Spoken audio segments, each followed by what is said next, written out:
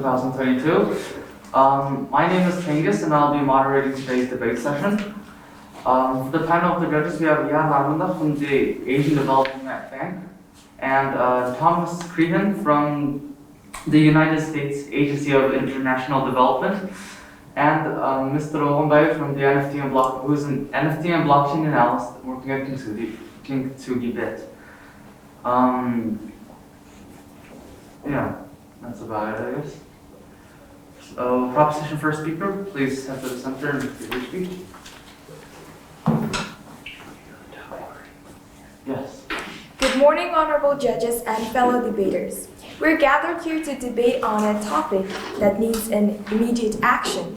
As the proposition team, we firmly believe in taxing every organization on their carbon emissions to combat climate change. Before debating, we must ask ourselves questions. What is carbon tax and its purpose? What is climate change? Why is it important enough for us to discuss it? What causes it?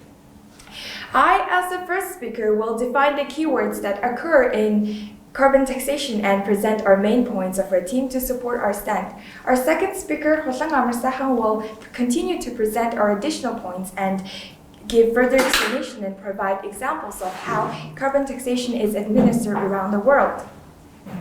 And finally, our third speaker, Tushin Sahang Burshbata, will be summarizing our points and rebut many of the points introduced by the opposing team. The reply speech will be given by our second speaker. Now, I will demonstrate why we support taxing every organization on their carbon emissions to combat climate change. A carbon tax is a fee that a government imposes on a company that burns fossil fuels. The most widely discussed ones are coal, oil, gasoline, and natural gas. When these carbon-rich fuels are burned, they provide greenhouse gases. These gases, such as carbon dioxide, create global warming by heating the atmosphere. Our team defines climate change as a global phenomenon of climate transformation characterized by the change in the usual climate of the planet that are especially caused by human activities such as releasing carbon dioxide into the atmosphere. The most vulnerable groups, including children, the elderly people, people with pre-existing conditions, outdoor workers, and people of color, and people with low incomes are at even higher risk because of the compounding factors of the climate change. Today, there is more carbon dioxide in the atmosphere than there ever has been in at least the past 2 million years. During the 20th and the 21st century, the level of carbon dioxide rose by 40%. We believe we should tax every organization on their carbon emissions to combat climate change due to following reasons. First of all, carbon taxes are clear and obvious. With carbon taxes, you can see how much aggregate revenue is being collected. And then you can also see how those costs are being distributed across the different entities that are paying those taxes. We produce greenhouse gases in lots of different ways, such as burning fossil fuels, deforestation, and cement. Fossil fuels such as oil, gas, and coal contain carbon dioxide that has been locked away in the ground for thousands of years. When we take those out and burn them, we release the stored carbon dioxide into the air. Forests remove and store carbon dioxide from the atmosphere. Cutting them down means that the carbon dioxide builds up quicker since there are no trees to absorb it. Not only that, trees release the carbon they stored when we burn them.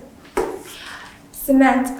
Producing cement is another contributor to climate change, causing 2% of our entire carbon dioxide emissions. As a result of climate change, the sustainability of the planet's ecosystem is under threat, as well as the future of humankind and the stability of the global economy. The purpose of carbon tax is to reflect the true cost of burning carbon. Those costs are borne by those who suffer from the effects, such as homeowners, farmers, and ultimately the government. Carbon taxes make sure companies and consumers pay the external cost they impose on society. It's a Pigouvian tax since it returns the cost of global warming to their producers. Secondly, Carbon tax provides the government the necessary funds to invest in or transfer to renewable energy. The tax reduces emissions in two ways. First, increasing the cost of carbon-based fuels will motivate companies to switch to clean energy. This would include solar energy, wind energy, and hydropowered sources. The carbon tax will also increase the price of gasoline and electricity. Consumers then will become more energy efficient, further reducing the greenhouse gas emissions. Under carbon tax, the government sets a price that emitters must pay for each ton of greenhouse gas they emit. Accepted.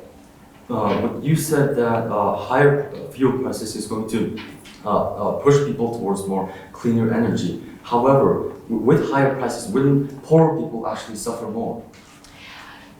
As for that, everyone would be affected, even though they're poor or not. But carbon tax, like good side of the carbon tax is that they're adjustable. So people will sooner or later would adjust to that system. I accept. Wouldn't that be regressive to the economy? No, it would not. Greenhouse gases are a classic negative externality. They generate substantial costs that are borne by society at large, not just the person or organization responsible for the emissions. They cause emitters to internalize those costs. Those engaged in activities that can cheaply move away from using carbon will do so, and those who can't will pay the tax. In the end, we reduce emissions to target levels at the lowest total cost. Businesses and consumers will take steps such as switching fuels or adopting new technologies to reduce their emissions to avoid paying the tax. Thirdly, it would be a recompensation for those who may see their energy bills increase, those who bear the brunt of flooding, fires, and disruption of supplies of food, water, and power caused by climate change. Directing a certain percentage of revenue from carbon tax toward low-income households to compensate for increased energy costs can help sure that tax does not disproportionately hurt the poor. The good side of carbon tax is that they're adjustable, as I just mentioned. It isn't clear how people would respond to a carbon tax and how much it would reduce the emissions.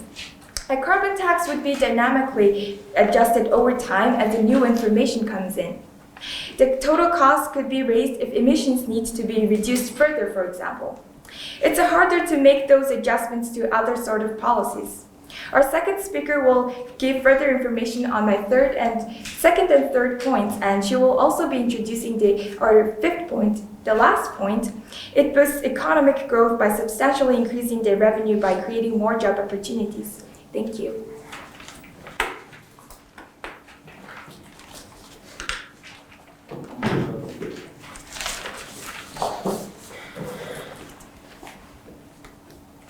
Ladies and gentlemen, the motion for debate is that this House will tax every organization on their carbon emissions to combat climate change. Now, we as today's opposition team strongly believe that this cannot go on like this. Taxes must not be on every organization to combat climate change. However, before we come to our actual arguments, let me introduce us. As the first speaker, Jenna, our second speaker, Chingu, and our third speaker is Imujeng, and our alternative speaker is John is there. Now, let us to define some of the words that will be needed on this debate to correct the person team. Carbon tax is a tax levied on the carbon emissions required to produce services. A carbon tax can be levied on any point of the energy supply chain. Organization is the entity who can engage in the act of production which may not release carbon dioxide every organization into the atmosphere, such as company, manufacturers, and firms, but not every organization. Carbon dioxide emissions are emissions stemming from the burning fossil fuels and the manufacturers to provide their carbon dioxide to produce the during consumption gas fuels as well as the gas flaring.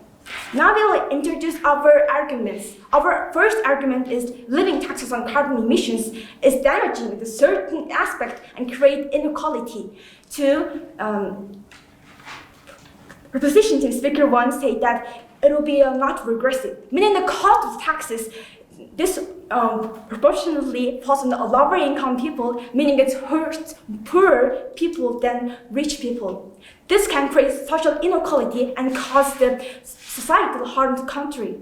Levying taxes on every organization is needless and expensive, and that over 50% of all carbon emissions in the world from just 3 countries, China, US, and India. This is useless to fuel overly expensive carbon taxes on countries that have been barely noticeable to the overall emissions level.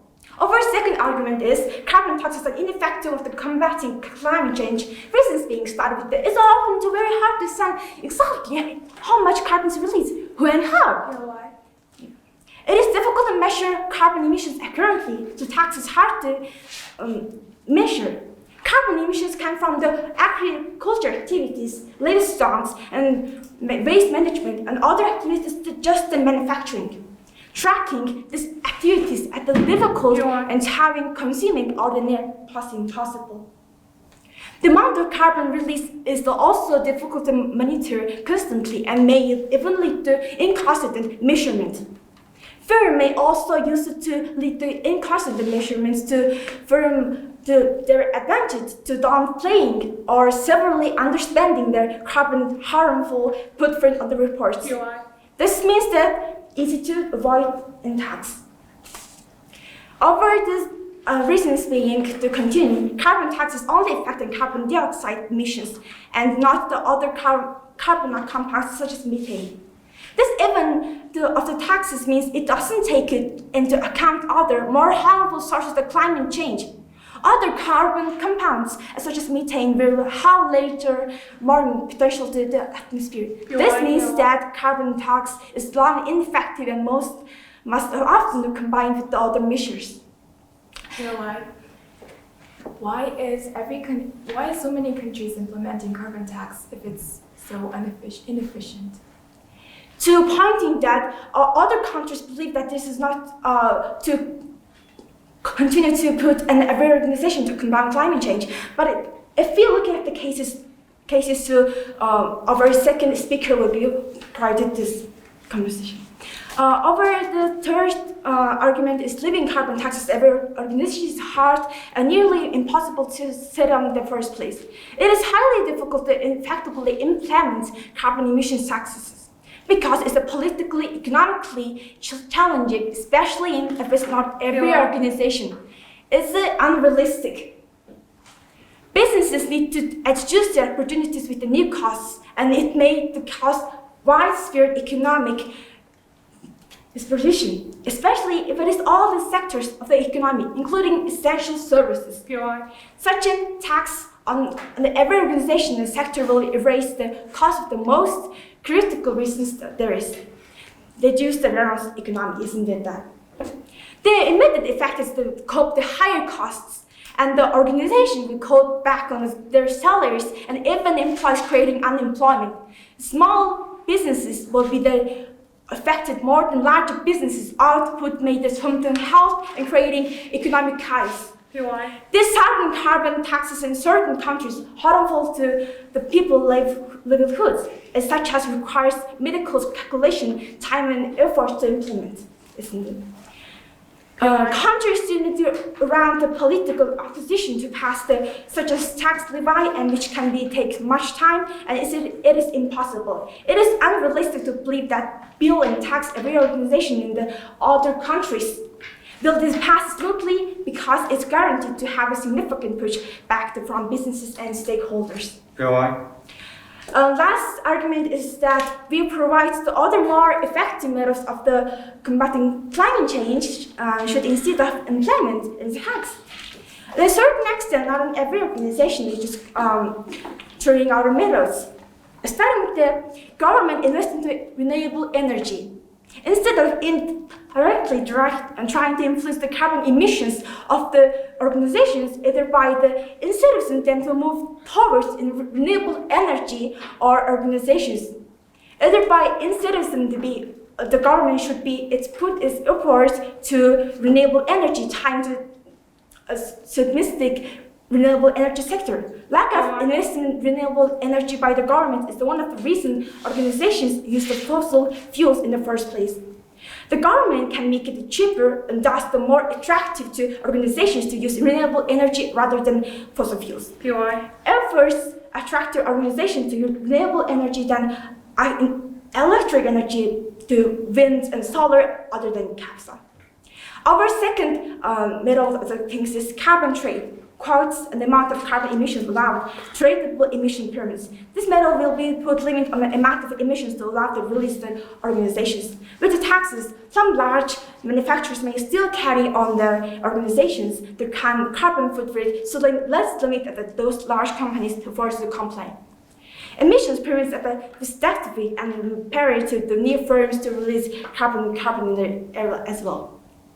Command and control regulation is our last method. This method gives the last givers power to set up certain quality standards and that must be followed by firms and other manufacturers. Thank you for your attention.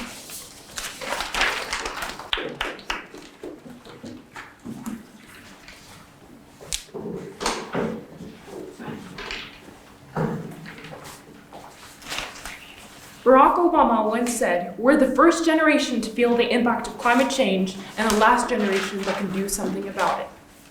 Good morning to our honorable adjudicators, our opposing team, and members of the audience. I'm Holan Amarsahan, the second speaker of the proposition team, and I stand here to elaborate on the points our first speaker introduced in her speech and other additional information. According to the World Meteorological Organization, without measures to reduce greenhouse gases, global temperatures are projected to rise about 4 Celsius above pre-industrial levels, and temperatures have already increased by 1 Celsius. With rising and irreversible risks of collapsing ice sheets, disruption of ocean-circulatory systems, inundation of low-lying island states, and extreme weather events, longer and more intense droughts threaten crops, wildlife, and freshwater supplies. From polar bears in the Arctic to marine turtles off the coast of Africa, our planet's diversity of life is at risk from the changing climate. Climate change poses a fundamental threat to the places, species, and people's livelihoods. And while the world has been plunged into a deadly pandemic, scientists are sounding the alarm once more that climate change is still the greatest threat to human health in recorded history. Everyone must treat climate change with the same urgency as they have COVID-19 by reducing carbon pollution and preparing for the consequences of global warming, which we're already experiencing. This is why our team believes that we should tax every organization on their carbon emissions to combat climate change. First of all, we admit that taxes are unpopular and are often considered anathema for politicians, but they actually reduce uncertainties for companies. It gives them something they can plan to, and if they don't have a tax, they're going to be hit with policies that are less predictable, potentially more onerous, and more inefficient. Taxes allow industries to become more efficient and use cleaner technologies and is spurring new and innovative approaches for cutting pollution, using energy differently, and saving money. That is a better alternative to free market economies than government regulation, I accept. So you agree that putting carbon taxes on businesses is going to affect them negatively? I admit that a lot of people don't like, a lot of organizations and companies don't like to pay taxes, but it's going to be better in the long run. That is a better alternative to free market economies than government regulation. For that reason, even oil companies support the tax. ExxonMobil, Shell, and BP have all called for the tax. Exxon even donated $1 million to the nonprofit that supports its preferred plan. BP's chief executive has promised to cut emissions. A carbon tax also boosts economic growth. I deny. For example, Sweden's carbon tax has reduced its emissions by 26% in the past 27 years. During that same period, its economy grew 78%. A properly designed carbon policy will be good for the economy, and carbon fee and dividend legislation will have a positive impact on our well-being, especially if we consider avoided costs of climate change and the health benefits from reduced air pollution. As far back as 2009, 98% of economists said a price on carbon would promote efficiency and innovation. I accept. Earlier you said that carbon taxes is going to be good for the long run, but you also have said we don't have time. So what do you have to say to that? Carbon taxes will take time to adjust for the whole society, but it's going to be good in the long run because we're going to fund the revenue to low-income households. And 10 years later, support for a carbon fee and dividend was declared by 46% of world's premier economists. A 2020 analysis of carbon pricing in the European Union found that it increased both gross domestic product and job growth. When our opposing team claims a price on carbon will depress the economy, they fail to consider how recycling money back to households changed the result and also fail to account for the huge cost of doing nothing. Carbon tax revenue could also fund productive investments to help achieve the United Nations Sustainable Development Goals, including reducing hunger, poverty, inequality, and environmental degradation. For example, in the provinces where the federal price on carbon pollution is in effect, the Government of Canada uses approximately 90% of fuel charge proceeds to directly support families through climate action incentive payments delivered through annual tax returns. These payments moved to quarterly payments in 2022. Let's imagine a supermarket where the price of a certain product goes up by $5 and the shop is giving out $5 bills. You can still buy that product and use that rebate to cover the additional expense, or you can pocket the extra money and buy something less expensive. It's the same case with carbon tax rebates, a higher price but a chance to pocket extra cash if consumers find a cheaper way to get around. Through these, the majority of Canadian families receive more money back than they pay, with low-income Canadians benefiting the most. Households that choose to make changes, for example, through energy upgrades to their home or by choosing different ways or cleaner vehicles to get around, can come out even further ahead. By making choices that reduce their emissions, Canadians can avoid paying the price on pollution while still collecting the full climate action incentive payment. The remaining fuel charge proceeds are returned through other federal programming. Not all groups are affected by carbon pricing in the same way. The government recognizes that particular groups or sectors may require targeted support or relief, in particular because of the small number of alternative options they may face in the face of carbon pricing.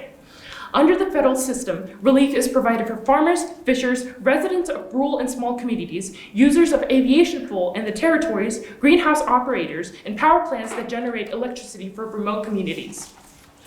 Carbon taxes can play a key role in achieving countries' pledges under the 2015 Paris Agreement, which lays the foundation for international action to combat global warming. These commitments must be updated every 5 years. They're generally straightforward to administer because they can be piggybacked on existing fuel taxes, which most countries already collect with ease. It is also possible to integrate carbon taxes into the royalties paid by coal mining and oil and gas drilling industries. In fact, the fiscal and administrative case for carbon taxes may be especially appealing in developing economies where large informal sectors of the economy constrain revenue that can be collected from broader taxes on income and profits. With the establishment of an emission monitoring capacity, variants of carbon taxes can be applied to other sources of greenhouse gases, such as emissions from forestry, international transportation, cement manufacturing, and mining and drilling activities. If we allow ourselves to see examples of where carbon taxes are used in the world, we will realize that this policy is working for the countries exceptionally.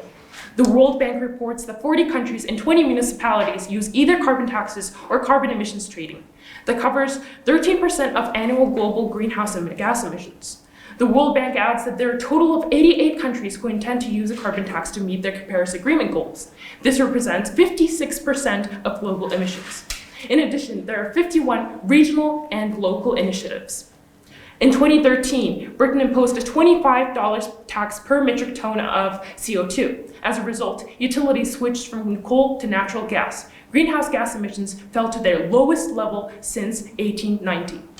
There are 10 US states that have capped greenhouse gases from power plants. They also require companies to buy tradable pollution permits.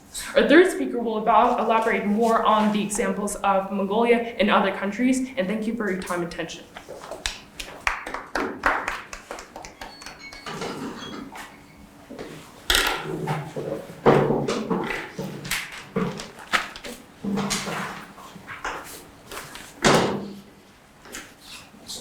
Start. Now, opposition team believes that carbon taxes should not be placed on every organization. Now, opposition speaker number 2, I will be debunking the arguments set forward by proposition. So earlier, proposition has acknowledged that carbon taxing can be ineffective and even harmful against businesses. This goes directly against their their assertion that it actually boosts the economy. How can a tax that hurts businesses be helpful towards the overall economy? Of course, that's a contradiction on their part. Moreover, they have said that carbon taxing is the most clear and most obvious solution to the problem of carbon emissions. However, I disagree. It's actually one of the hardest policies to implement, specifically because it's nearly impossible to track exactly how much carbon is released by who and where and how. Proposition has not given any substantial evidence or any substantial anecdote of how they're going to track carbon emissions. Now, moreover, I agree that ecosystems and people are under threat. I also assert that poorer people are hurt more by carbon taxes than rich people. This is because of the nature of carbon tax as a regressive tax. Now, what do I mean by regressive taxes? Regressive taxes are those that place more burdens on poorer people than rich people. They have answered back to this by saying that they're going to give back dividend payments back to consumers. However, this will be a tedious process and has large administrative costs, as well as it could be used more effectively. Look, opposition team does not 100% disagree with proposition. We do believe that carbon taxes should be used to some extent, just not on every organization. It should not be used on every organization because it should only be placed on certain businesses that create more carbon emissions than most other businesses. How useful is it to place taxes on a firm that barely contributes to the carbon emissions in the atmosphere? It will be ineffective. Now, moreover, proposition speaker number 2 has contradicted herself by saying that carbon taxes are a long-term solution. However, she has also said that we don't have enough time to solve, that we have limited amount of time. How is a long-term solution suitable for a short-term problem? Of course, it's not going to be suitable. Yes? How will carbon taxation depress the economy even though we're preventing of the other health problems in the long run? So you're confusing health problems and economic problems.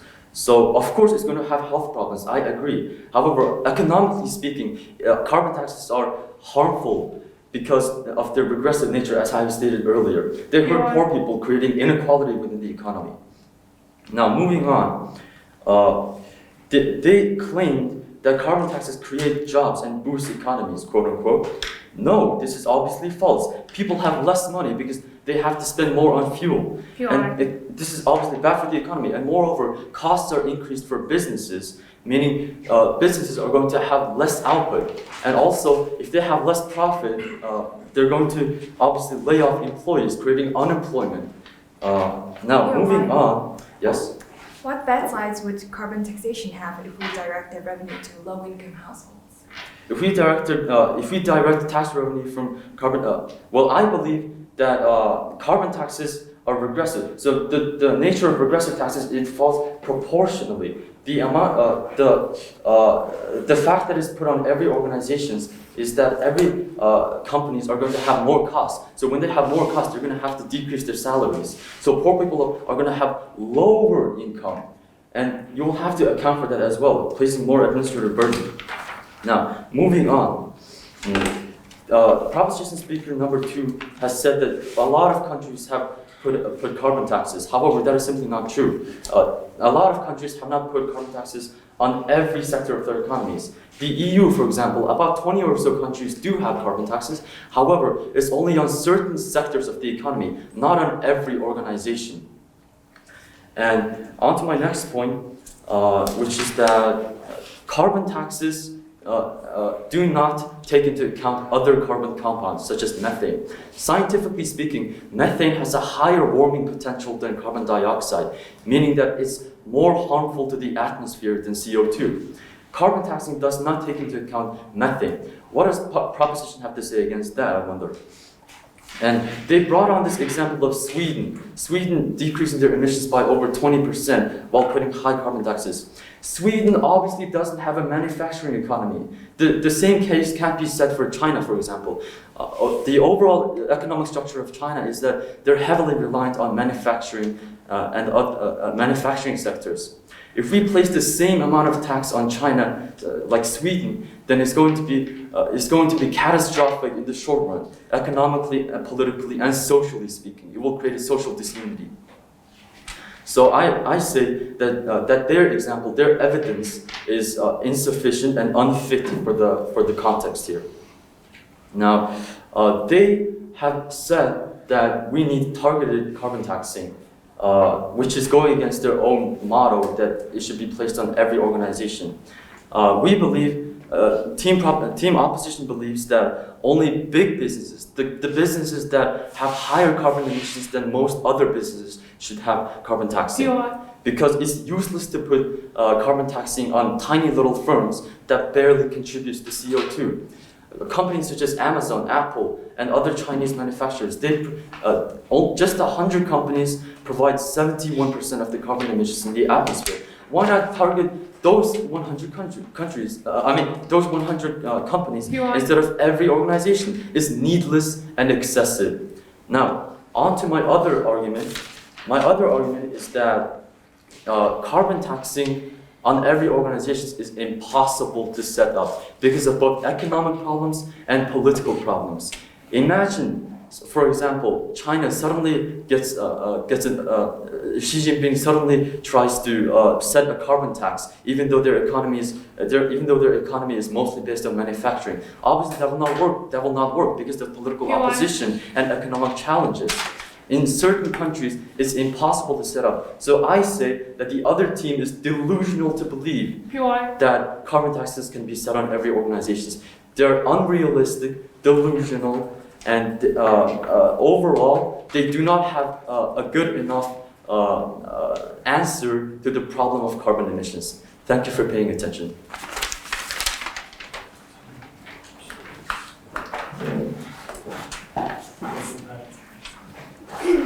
Шигшээ 30 seconds.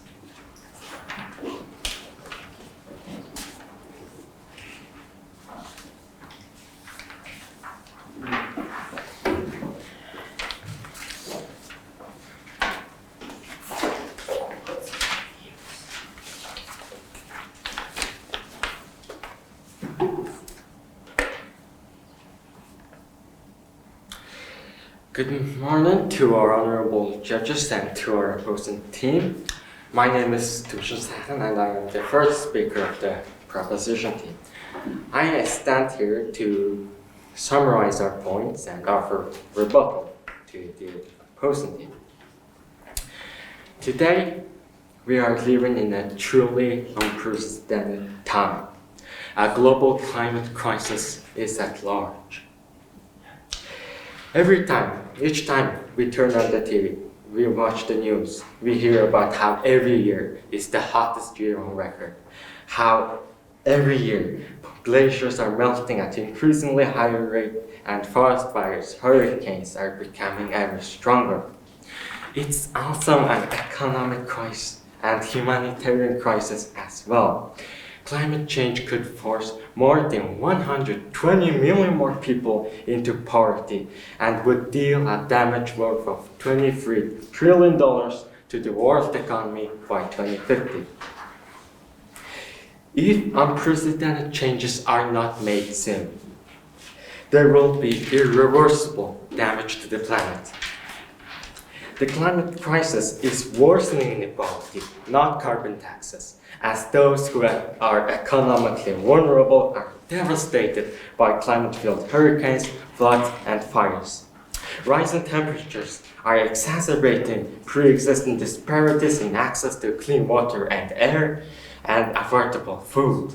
Most of the time, the poorest populations do not benefit from insurance mechanisms or have access to basic health services, making them particularly vulnerable to any shock hitting their assets and income streams.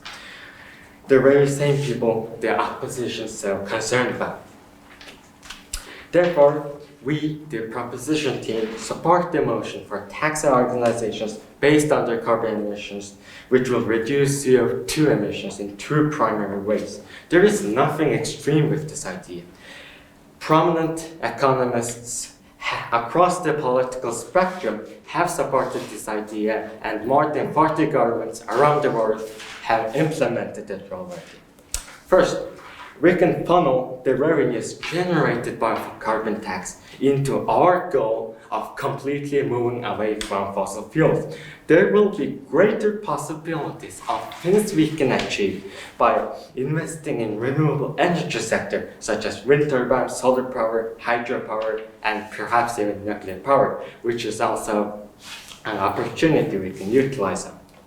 We can also use the revenue to aid developing nations, as well as it has been decided at the recent UN COP27 conference. While addressing climate change by reducing carbon emissions, carbon taxes also generate more immediate environmental and health benefits, particularly by reducing deaths that result from local air pollution. Speaking of air pollution, Ulaanbaatar is one of the most polluted capitals in the world. At its height, the daily air pollution reached 27 times the level World Health Organization recommends it as safe. Remember, all these cases we have mentioned are not limited to just this or that country. It's a global crisis. They can also raise significant revenue for governments. The revenue they can use to counteract economic harm caused by higher fuel prices. For example, governments can use the carbon tax revenue to ease the burden of taxation on workers by lowering personal income and payroll taxes. The opposition claims that the carbon tax would hurt the economy. In fact, the opposite is true. Investing in renewable energy sector can create millions of family-sustaining union jobs and build the infrastructure we need for marginalized communities to access clean water and air. In other words, a carbon tax can turn this climate crisis into a climate opportunity. Also, we have stated that we can direct a certain percentage of the carbon tax revenue to compensate for the energy costs that can help ensure that the tax doesn't disproportionately affect the poor. You assert that carbon taxes are good for the economy. However, what about its regressive nature that creates inequality in an economy? We have said that climate crisis is creating inequality, fueling inequality more than carbon taxes. In fact, carbon taxes would help this. Also, we have not said that we would tax every organization the same amount. Obviously, those who emit the most will pay the most, which are mostly big corporations and fossil fuel industries. And we can measure carbon emissions by measuring its presence or absence in particular parcel of air. Researchers can track down how much CO2 in that air came from natural biogenic sources and how much from burning fossil fuels. Finally, other policies are less effective than carbon taxes. For example, incentives for renewable power generation do not promote from switching from coal to gas or from these fuels to nuclear, do not reduce electricity demand, and not least, do not promote emission reductions beyond the power generation sector. In conclusion, the opposition team claims that the carbon tax to the climate change would harm the economy, disproportionately affect the poor. However, in reality, their opposition to the carbon tax hurts the very same group of people they are talking about and would not affect the economy in a negative way. This reminds us once again how reliant on fossil fuels and other carbon-emitting industries we have become. This is why we have to use the revenue generated by the tax to use it to fund our transformation to renewable energies. On top of that, we don't have the luxury of time right now. We have said this, the polls, record fires, hurricanes, all this can be scary, can be overwhelming. We acknowledge that. There is a line from my favorite play. Rebellions are built on hope. This is our own rebellion. We need to have our hope, and we need to take action now. Can we put our planet over profit? Can we successfully combat climate change? Yes, we can, and yes, we will. Thank you.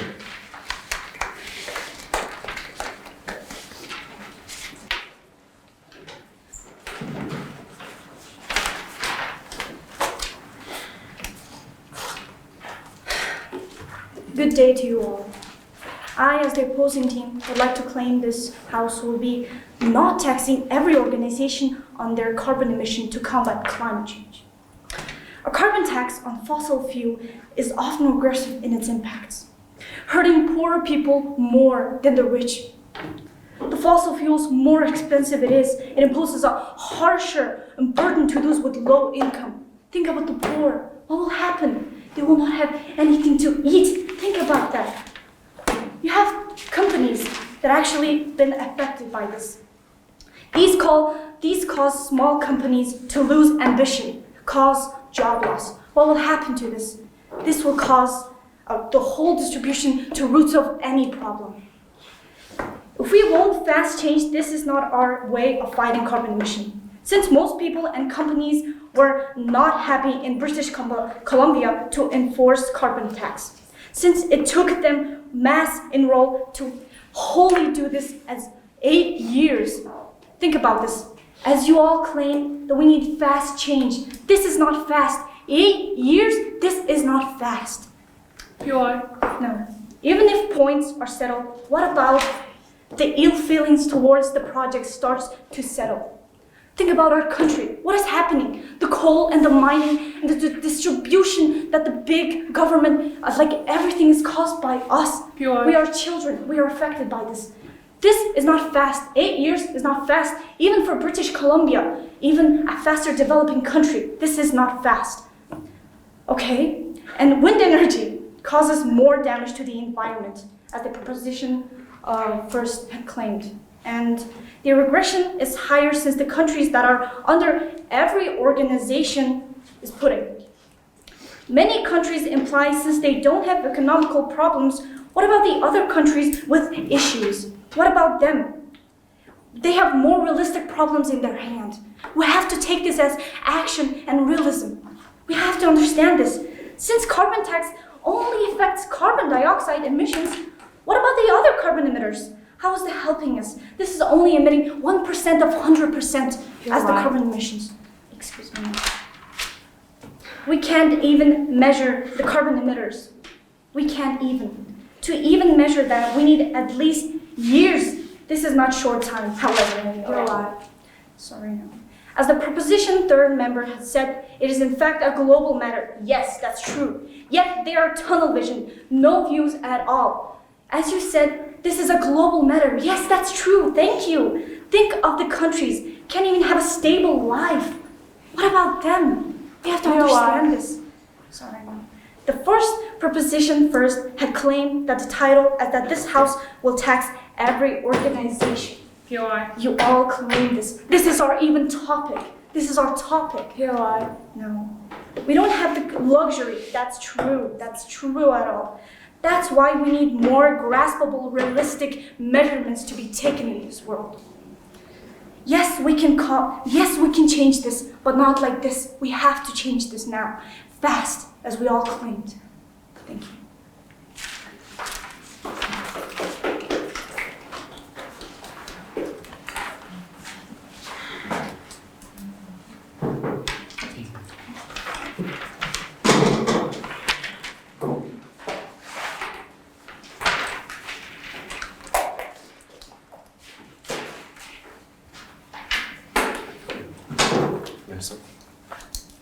Okay. Now, throughout this debate, we have had arguments for both sides. However, I believe that opposition's arguments has been more realistic and practical and actually achievable compared to the delusional idea of the proposition side to levy taxes on every organization and somehow expect the economy to grow while at the same time expecting every countries and organizations to go along with it. Now, they have explained in depth why climate change is harmful. Yes, we all know that. But they didn't explain as well enough as to why carbon taxes should be put on every organization. Why does it have to be extended to all sectors of the economy? Currently, the case study that they brought up about Sweden puts targeted carbon taxes instead of on every single one of their economic sectors. Their own case study is against them. Now, they claim to be non-extremists. They claim that their solution is not over the top. However, I say that it's actually one of the most over-the-top solutions that can be brought forward. Taxing every organization is nearly impossible, as I have stated before. You have to first get around political opposition in the Senate if you're a Democrat, if it's a democratic country, and also you must calculate the economic impacts that the carbon tax is going to have. They assert that it will be good for the economy, but they did not effectively counteract our claim that it will be regressive, hurt poor people more, decrease the output within an economy, which all goes against macroeconomic principles. Political opposition is obviously nearly impossible at the moment to get around. The example of China, the example of other authoritarian countries who rely heavily on manufacturing and carbon emissions. None of those countries will be able to put a tax on every single one of their economies. Perhaps Sweden can, but that's because they're not a manufacturing economy. They're a service economy. Now, on to my other point. Carbon taxing will be bad to put on certain sectors. For example, the food sector. Food is an essential service. If we levy taxes on food, then what's going to happen to the output of food? Of course, it's going to decline, leaving less food for people. Which supports the point of opposition that it should be put on only certain sectors and also on certain companies. Only 100 companies create 70% of the emissions in the atmosphere. So why not only tax those 100 companies? Now, we have also given the argument that it's nearly impossible to calculate exactly how much volume of carbon dioxide is released into the atmosphere by firms. They did not address this problem. Moreover, I have said this again and again, they provide a long-term solution for a short-term problem. The UN has released a statement that 2050 is the last year in which we have a chance of reversing climate change. They have said this is the effect of carbon taxing takes nearly 30 years to see. For example, in Norway, they put forward a carbon tax 30 years ago, and only now are they seeing the effects of that carbon tax. And therefore, we believe that their solution of putting carbon tax on every organizations is unrealistic in terms of time. We don't have enough time, so we should take other measures to combat against climate change. Wait, is the time? Yeah. Thank you for being with me.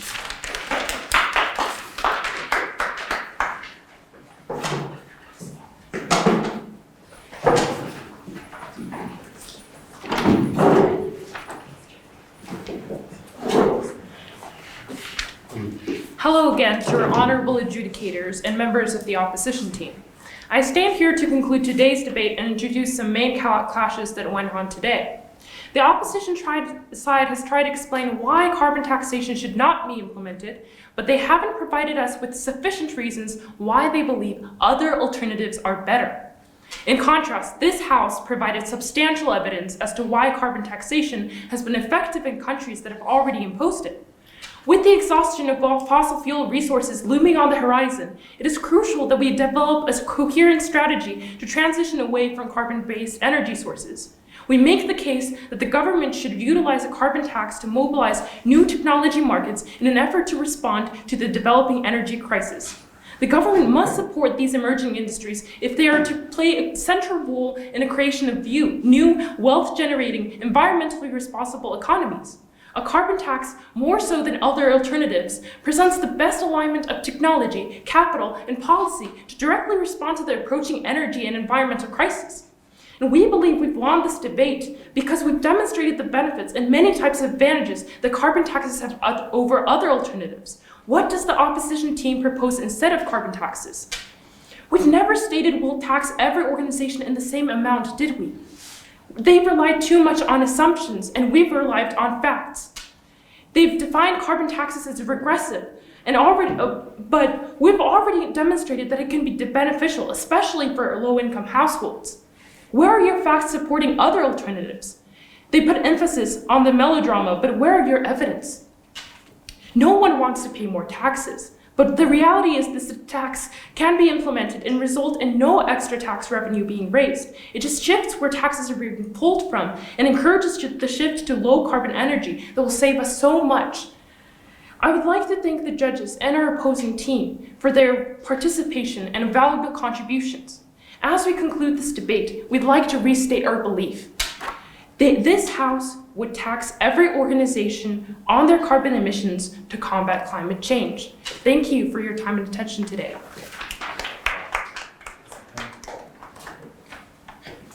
Greetings, and thanks for your amazing debates. My name is Ogunbaye.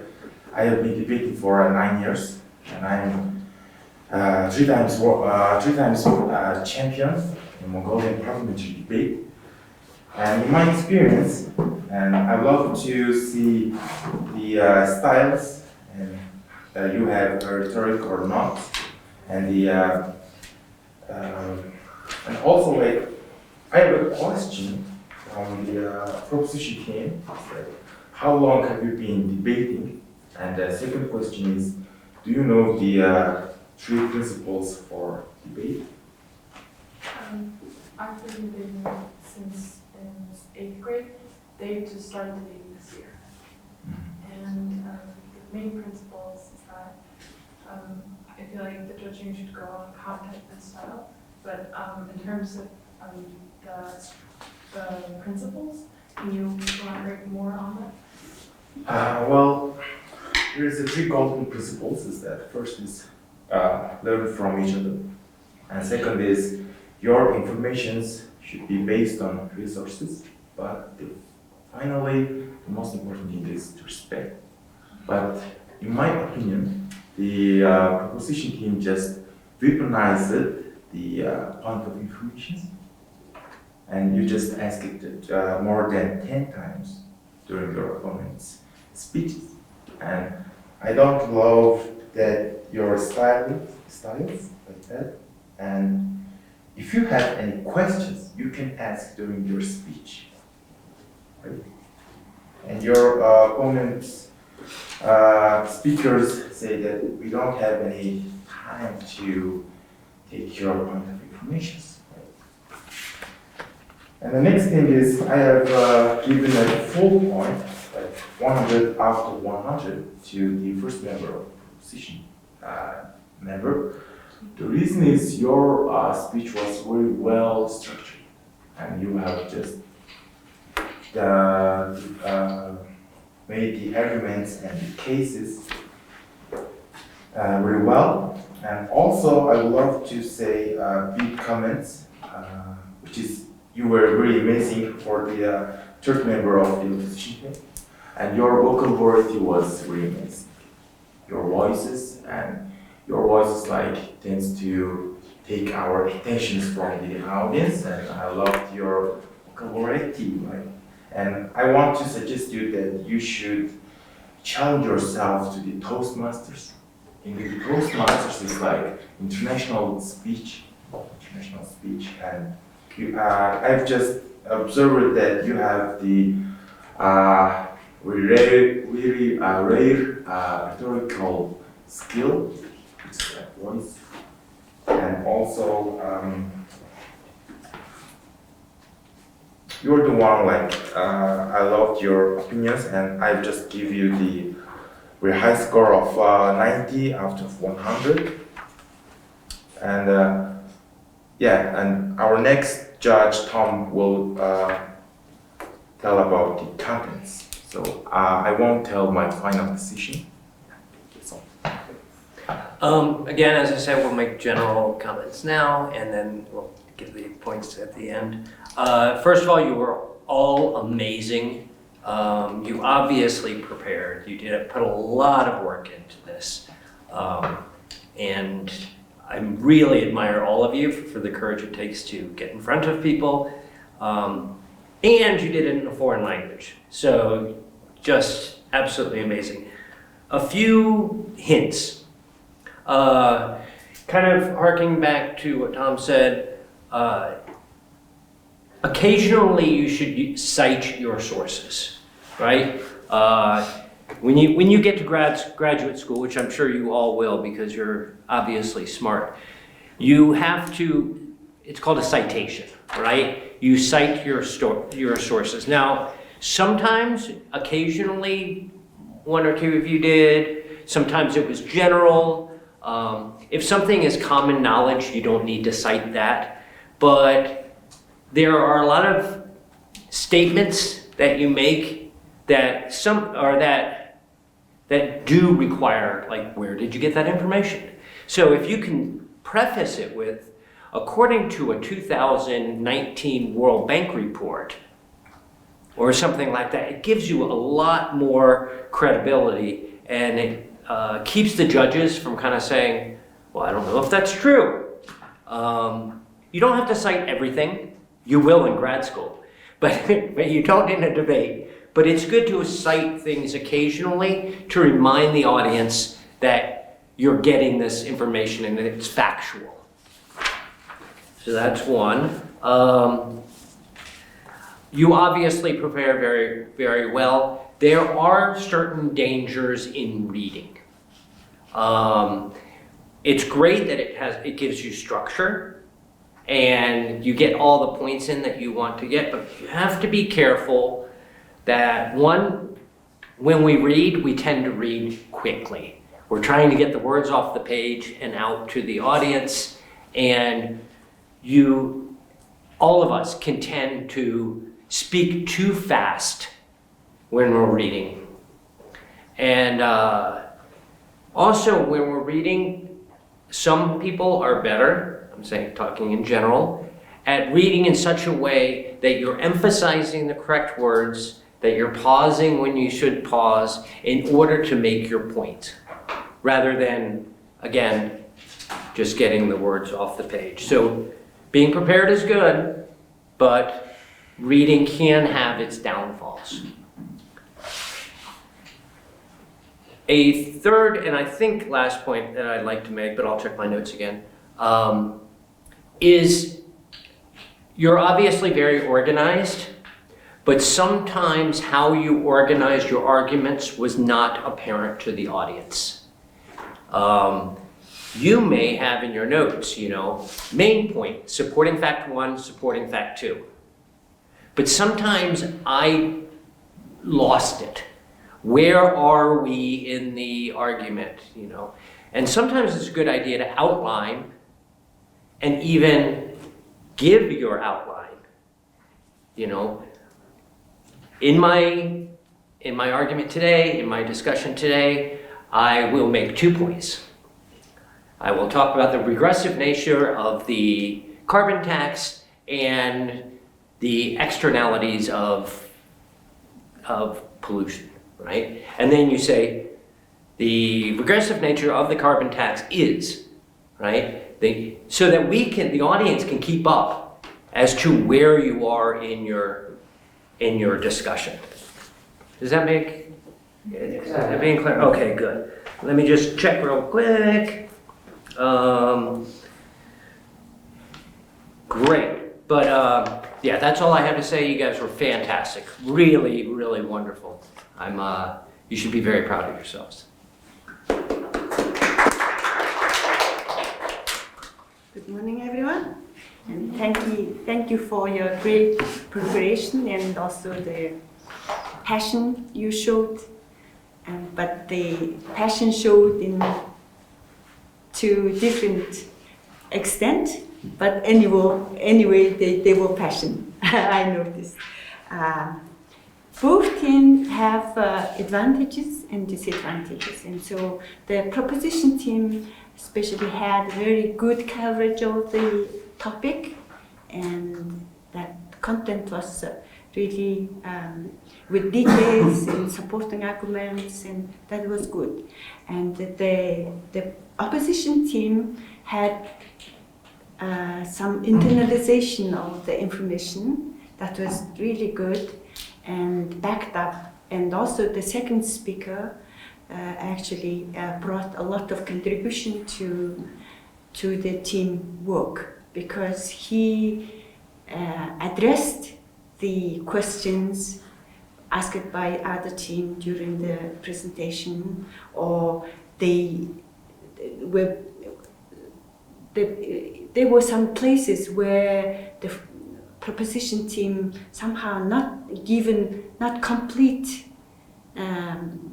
supporting arguments or evidence, and he somehow brought that into the discussion and responded to it, addressed it, and also gave very good explanation from his side. And luckily I judged yesterday the opposition team at the first round, and I can see they actually reflected some of the comments judges were giving to them, and made some progress to yesterday's presentation. That was good. And the third thing is you using the right tone and speed during your talk. And reading out, already pointed, it actually interrupts your natural flow of speech.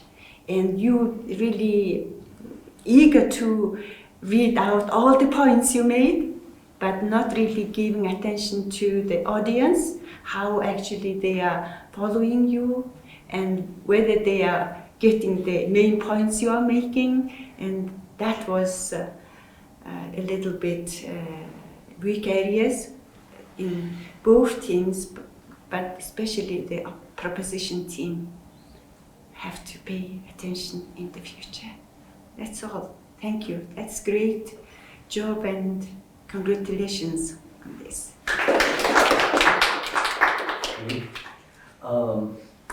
You were all great. Really impressive. Points were very close, but when added up, we found for the opposition. Congratulations.